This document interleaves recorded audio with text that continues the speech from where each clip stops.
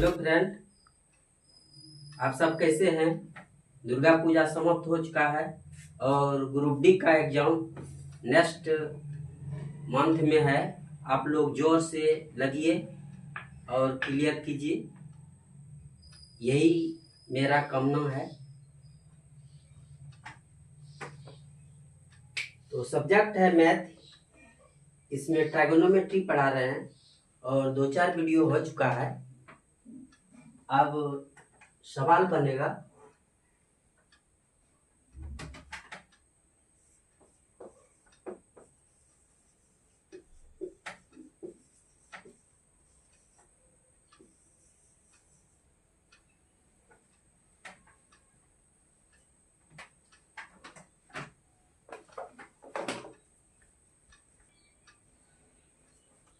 Question है sin x equal to 5/13, तो cot x का मान ज्ञात करें। मेरा टाइप फर्स्ट है और ये LP 19 में पूछा गया है। क्या है क्वेश्चन कि sin x इक्वल टू 5/13, तो cot x is equal to what, यही सवाल है। सॉल्यूशन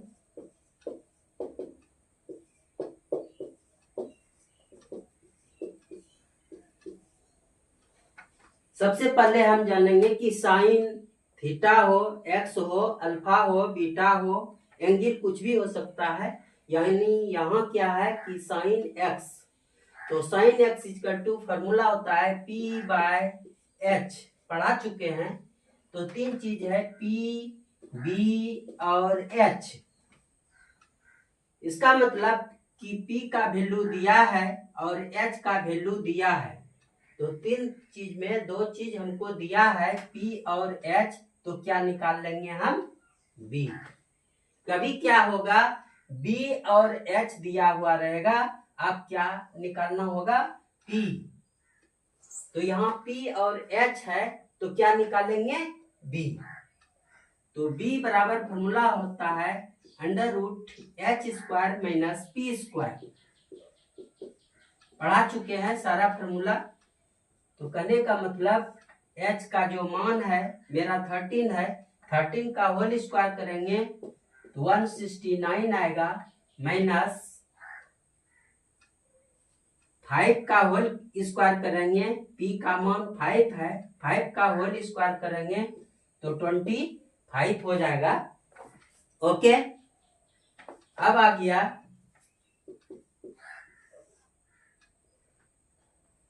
इस दोनों को सब्ट्रैक्ट करेंगे,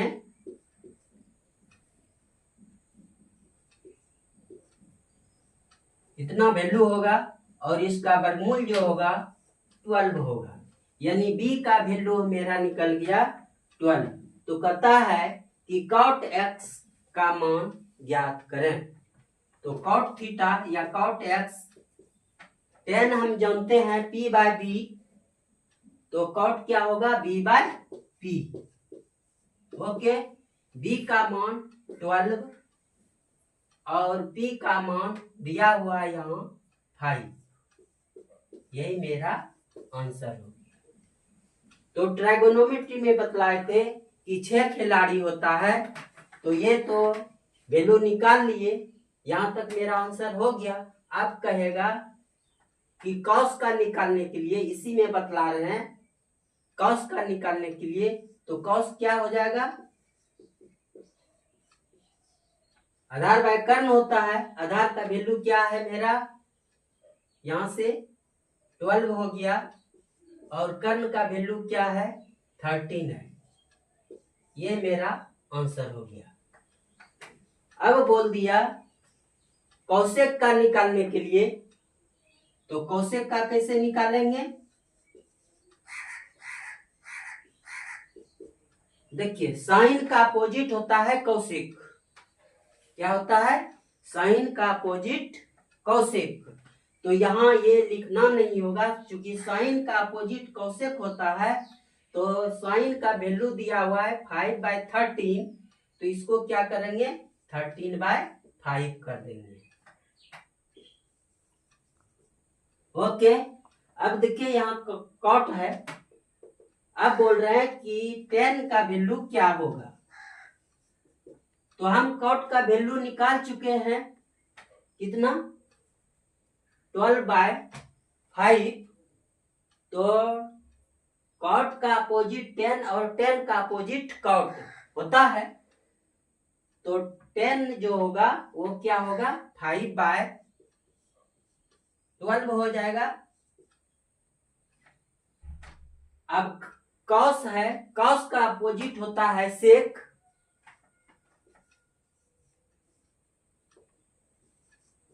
कॉस का अपोजिट सेक, तो कॉस का अपोजिट सेक होता है। कॉस का वैल्यू हम निकाल चुके हैं 12/13। तो सेक क्या हो जाएगा, 13/12 हो जाएगा।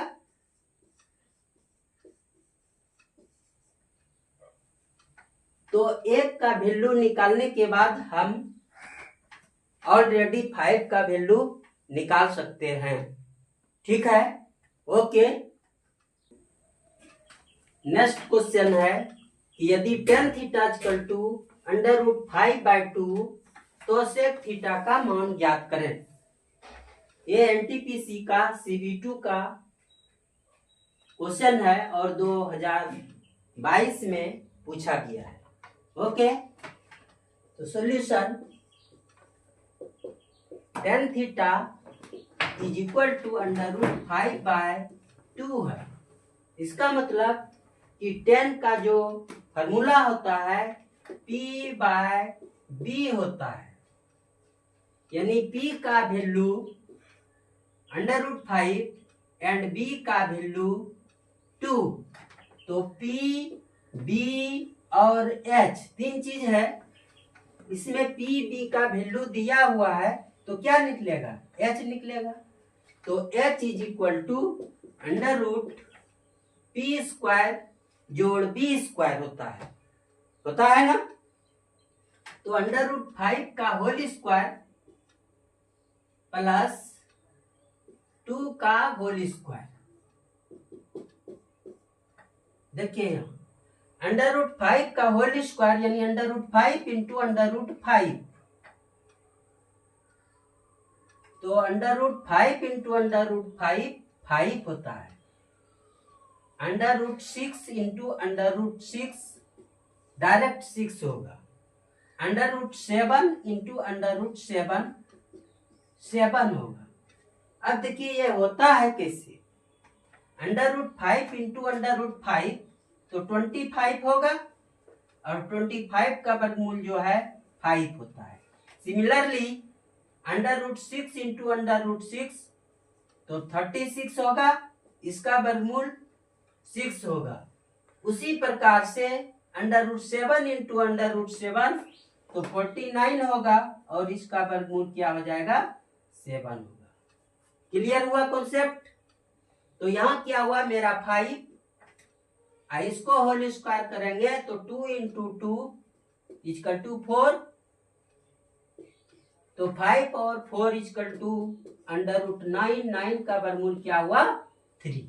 ओके, अब होता है, कह रहा है सवाल में कि सेक थीटा का मान ज्ञात करें।